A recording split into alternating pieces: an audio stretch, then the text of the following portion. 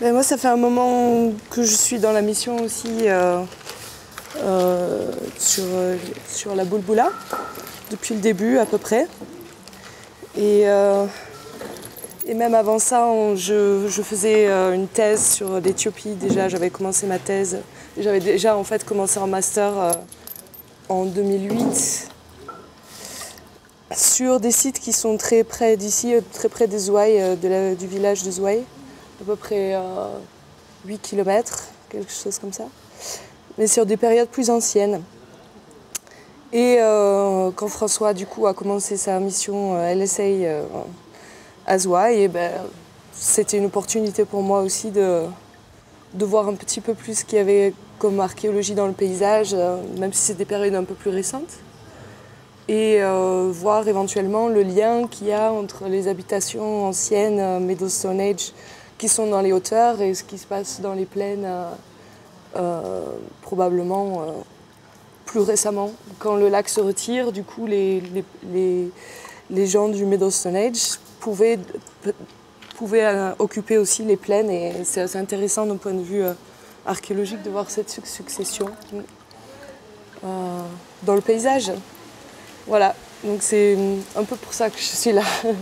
Ce qui change énormément, je trouve, c'est que ce qui est très intéressant ici, c'est que c'est souvent des sites de plein air.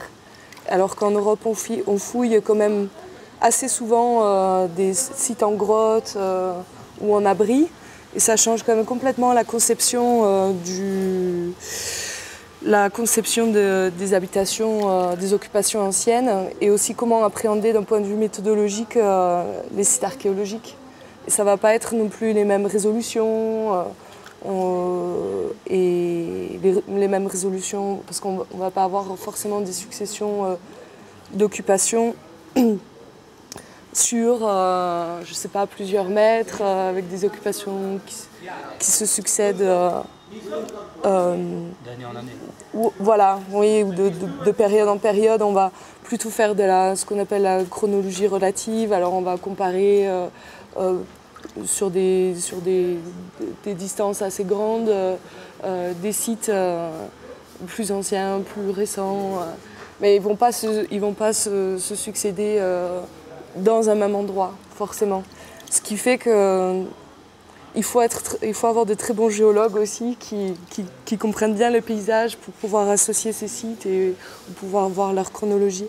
Ouais. Et ça, je trouve ça très, très intéressant en tant qu'expérience de terrain, ouais, de faire ce genre d'approche ici, en Éthiopie. En général, moi, la première impression, c'est de me dire toujours que le paysage a énormément changé, en fait, depuis les époques d'occupation. Et surtout dans la vallée du Rift, avec le volcanisme, il peut y avoir des volcans qui ont complètement disparu, qui existaient à l'époque des occupations, et d'autres qui sont apparus depuis, et c'est quand même des phénomènes qui marquent énormément le paysage. Et quand j'arrive sur un site, la première chose que je me dis, c'est très beau, mais c'était probablement pas du tout le paysage qu'ils avaient à l'époque. Ce que j'attends de la fouille, c'est d'avoir en effet des collections archéologiques qui peuvent me renseigner sur des spots d'occupation à un moment donné. Et moi, bien sûr, je suis plutôt intéressée par le matériel lithique, et on a vraiment la chance que ce soit bien conservé d'habitude. Et d'arriver à comprendre comment ils fabriquaient leurs outils pour leur subsistance dans ces milieux-là. Et aussi, moi je suis très intéressée par comment ça change à travers le temps. Donc dans des paysages qui sont changeants, mais qui restent quand même dans ce rift éthiopien, quelles sont les solutions qui ont été inventées au cours du temps comme solution pour la subsistance, donc la chasse, la pêche, racler des pots, tout ça. Et je trouve ça très intéressant de voir comment ça change. Et ce qui est très intéressant ici aussi, c'est qu'ils utilisent à travers le temps quasiment toujours la même matière première, donc l'obsidienne. Et donc on peut pas s'appuyer sur la matière première comme élément de changement technologique. Alors que c'est une des choses qu'on voit en Europe, mais aussi en Afrique du Sud, où il y a plusieurs matières premières et il y a probablement un lien entre les changements technologiques, l'accessibilité des matières premières, le choix des matières premières et tout ça. Là, on a la même matière première, on a on a des solutions techniques très différentes. Et voilà, c'est ce que j'attends moi quand j'arrive sur un site, c'est de voir là ce qui se passe, mais aussi par rapport aux autres sites. Ouais, c'est dommage parce que c'est un site très très intéressant pour une période qu'on connaît très très mal. Et donc là, on avait trouvé un spot en effet avec une concentration de matériel impressionnante. Sur un quart de mètre carré sur 5 cm. On a beaucoup de matériel et voilà, en revenant un matin sur le site, pour finir ces couches très riches, en effet, il y a une grosse partie de la corniche où était le matériel qui avait été enlevé, ouais, par un petit garçon qui s'est ensuite excusé. Ouais, mais bon, en même temps, quelque part, je peux le comprendre puisque c'est quand même quelque chose d'assez abstrait ce qu'on fait. Donc de ne pas forcément évaluer l'importance de ce qu'on fait. Et cette importance, elle est toujours assez relative par rapport au mode de vie des gens ici et leurs préoccupations quotidiennes. Ce qu'on fait ici, pour moi, mon aventure archéologique, elle ne s'arrête pas du tout au site. Elle est aussi, je trouve, ce qui m'intéresse aussi dans ces missions-là, c'est aussi de rencontrer les gens, de discuter avec eux, de comprendre certaines logiques. Puis c'est des gens très sympathiques. Et j'ai toujours un sentiment un peu bizarre de débarquer avec un gros groupe d'Européens et de fouiller des sites, le passé de ces gens-là aussi. C'est le nôtre, mais aussi le leur. Et de pas... Et de rester complètement isolé. Donc moi j'aime bien, c'est vrai que j'aime bien aller discuter avec des gens et je suis assez curieuse sur la culture en général. Du passé mais aussi du présent. Ouais, il faut quand même il faut être assez préparé à avoir des imprévus et avoir des conditions de logement, peut-être de travail qui sont quand même assez dures. Il faut pas être trop regardant sur le côté hygiénique ou tout ça, oui. Il faut quand même être assez souple, je crois. Souple d'esprit et assez solide pour fouiller. C'est quand même très fatigant. Et puis même, comme beaucoup de gens ne parlent pas forcément anglais, du coup, il faut aussi être préparé à pas pouvoir toujours communiquer avec les gens comme on espérerait le faire. Ou gérer ses frustrations aussi, voilà. Ouais. Je crois qu'il faut une certaine personnalité pour le faire, c'est vrai. Ouais. Ouais. Mais je crois qu'une fois qu'on se met en mode, on est dans le pays, une fois qu'on a accepté de s'intégrer, je crois que c'est beaucoup plus facile. Ouais. Moi, ça a été le coup de foudre dès le début, l'Éthiopie. C'est vraiment un pays que j'aime énormément. Et autant pour son archéologie que pour les gens qui y vivent. La culture qui est très forte. Des gens très curieux, qui rigolent beaucoup, qui dansent. Très pieux aussi, très religieux. Ça c'est un peu moins mon domaine, mais ouais, cette culture très forte me plaît beaucoup. Ouais. Et la condition de la femme ? Ouais, ça c'est un truc qui bloque pas mal. Ouais. Ça, surtout là où on travaille en ce moment, là, à la Boulboula, c'est vrai qu'on voit quand même très bien qu'il y a un problème avec la condition de la femme. C'est quand même toujours les petites fillettes et les femmes qui vont chercher l'eau. Et elles s'arrêtent très peu pour nous regarder, pour les fouilles, parce qu'elles sont chassées directement par les hommes ou même par les petits garçons. Et ce qui m'a marqué, c'est que moi, en tant que femme qui fouille, du coup, on m'a traduit ça. Les hommes sont intéressés parce qu'ils trouvent que je suis une femme forte, Ouais, parce que je travaille assez dur pendant la journée. Alors c'est ça leur critère c'est ça le critère qu'ils prennent comme le critère pour avoir une bonne femme, alors que les femmes éthiopiennes sont les plus belles du monde, quoi. Mais voilà, leur critère c'est non, il faut une femme forte qui puisse travailler très dur à côté de faire des enfants, de préparer à manger, de tout le quotidien aussi. Ça fait pas trop rêver, quoi, je dois dire. Mais c'est vrai, ouais, la condition de la femme, c'est un vrai problème. Et je crois que c'est aussi quelque chose qui est lié aussi aux religions. Voilà, quand c'est des chrétiens orthodoxes, la femme n'a pas le droit de s'approcher de l'eau bénite et ce genre de choses. Donc il y a quand même une vraie ségrégation qui vient déjà de ce côté-là, ouais. Je suis assez émotive aussi et donc du coup c'est vrai que ça me fatigue aussi à un certain moment. J'ai envie de profiter un maximum mais en contrepartie j'ai besoin aussi de mes moments où je m'isole, de dormir beaucoup. Oui, si, c'est épuisant. Mais c'est une sorte de côté bipolaire, enfin non, plutôt schizophrène, où justement cette envie de tout capter et en même temps ce besoin de se protéger. Mais c'est ça qui rend les choses excitantes aussi, j'imagine.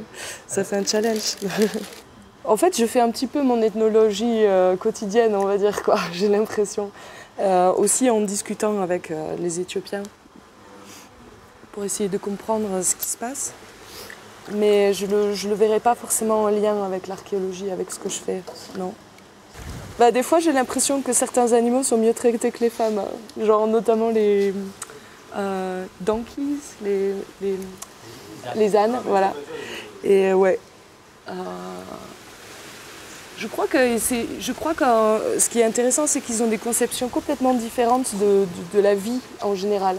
Mais que ce soit la leur en tant qu'humains ou celle des animaux. Et nous, on est vachement bercés dans le confort et dans le travail qui n'est pas forcément manuel. Et là, on est vraiment dans un autre mode où tout le monde travaille dur, quoi. Et donc, du coup, la vie est plus dure, y a moins de confort et tout le monde doit travailler dur, et les animaux aussi. Et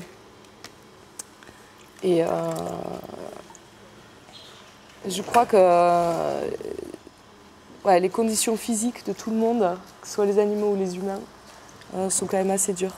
Ouais. Dans mon cursus, en fait, j'ai vraiment... voilà, pour moi, l'Éthiopie, c'était vraiment l'endroit qui m'intéressait. Et donc, j'ai fait ma thèse dessus. Et maintenant, je suis en Afrique du Sud. Je travaille sur plusieurs sites en Afrique du Sud. Mais mon but ultime, c'est quand même de continuer à travailler sur l'Afrique de l'Est. Et j'espère un jour pouvoir avoir mon propre terrain ici, définitivement. Ouais, j'aime le pays et j'aime son archéologie. Et j'ai vraiment envie de continuer, en effet, sur l'Éthiopie. Ouais. Ouais, ouais. L'Éthiopie en particulier. Ouais. Je crois que cette attraction vers l'Afrique de l'Est, elle m'est venue même avant, en fait, quand j'avais 18 ans, où j'ai passé un mois au Kenya. C'est là, après ce mois-là, que j'ai vraiment décidé que, quel que soit le travail que je ferai un jour, je voudrais que ce soit sur l'Afrique de l'Est. Et donc je crois que c'est ce voyage-là qui m'a beaucoup changé. Après l'Éthiopie, évidemment, oui. Et le début en Éthiopie était un peu difficile parce que justement, tout est si différent, tout est... Ouais. Tous les codes sont différents de ce qu'on est habitué à voir. Et j'avoue qu'au bout d'un mois et demi, c'est mon premier séjour en master, j'étais contente aussi de retourner en Europe juste pour souffler un peu. Et plus je suis revenue en Éthiopie, plus je l'ai aimée et plus c'était difficile de la quitter. et si un jour j'ai la chance d'avoir un poste fixe, j'aimerais bien, ça serait vraiment très bien. J'aimerais vraiment habiter ici quelques années pour aller encore plus profond dans cette expérience. Ouais. Alors le Middle Stone Age, on ne sait pas trop quand il commence ni quand il finit. Parce que c'est probablement des transitions qui sont très graduelles, en fait, entre donc, le Early Stone Age et le Middle Stone Age. On considère à peu près que ça commence vers 300 000 ans. Et ensuite, un autre événement marquant, c'est pendant le Middle Stone Age, c'est les premiers restes d'Homo sapiens qu'on a retrouvés au plus vieux, donc en Éthiopie, entre 195 000 et 160 000 pour les plus anciens. Donc ça vient bien après le début du Middle Stone Age d'un point de vue technologique. Et ensuite, autour de 120 000 ans, on a probablement les premières sorties de l'Homo sapiens d'Afrique, à travers le détroit de Bab el-Mandeb, donc entre Djibouti et le Yémen, ou le canal de Suez, où on ne sait pas trop par où ils sont passés, mais vers la péninsule arabique. Et ensuite, on a encore toute une phase du Middle Stone Age qui continue jusqu'à environ 30 000 ans. Voilà. Donc l'intérêt du Middle Stone Age, c'est l'émergence d'une nouvelle culture avec des identités régionales qui se renforcent par rapport à l'âge choléen, donc au Early Stone Age qu'il y a avant. Et ensuite avec le développement anatomique, des traits anatomiques modernes de l'Homo sapiens, de manière graduelle aussi. Et ça pose beaucoup de questions parce qu'on essaye de voir quelle est la spécificité de l'esprit Homo sapiens, quoi, comme nous. Et ce qui est assez difficile des fois à détecter d'un point de vue archéologique. On peut aussi imaginer un développement anatomique moderne et une pensée moderne qui apparaîtrait plus tard. Mais ce n'est pas forcément le cas. Ça dépend des théories. Et donc en fait, le Middle Stone Age est vraiment au milieu de débats énormes dans la communauté scientifique pour ces raisons-là, avec des théories qui sont très contrastées. Et ça le rend très intéressant. Et c'est des débats houleux, quoi, avec des gens qui vraiment s'opposent. Mais au final, quand on regarde d'un point de vue archéologique, on se rend compte qu'on a très peu de sites et que ces sites-là, ils ne couvrent pas du tout toute l'étendue du Middle Stone Age. Donc ça veut dire que d'un point de vue archéologique, on ne peut pas vraiment soutenir ces théories, surtout sur quand ça commence, toujours le plus ancien, le début. En fait, on ne sait pas. C'est très excitant, moi, je trouve. J'aime bien. Et c'est pour ça qu'il faut continuer à trouver des sites, continuer à documenter cette période et continuer à avoir des nouvelles théories, ouais, autour de ces sujets-là. Kas bekas enkulal begru yedal. C'est un proverbe. C'est un peu notre petit à petit, l'oiseau fait son nid. C'est quelque chose que j'aime beaucoup. Et j'ai trouvé ça très marrant qu'en fait on avait à peu près le même proverbe dans le français et en amérique. Et littéralement, ça veut dire petit à petit, l'œuf se met à marcher. Voilà. Tu peux répéter? Kas bekas, enkulal begru yedal. Donc enkulal, c'est l'œuf. Et voilà.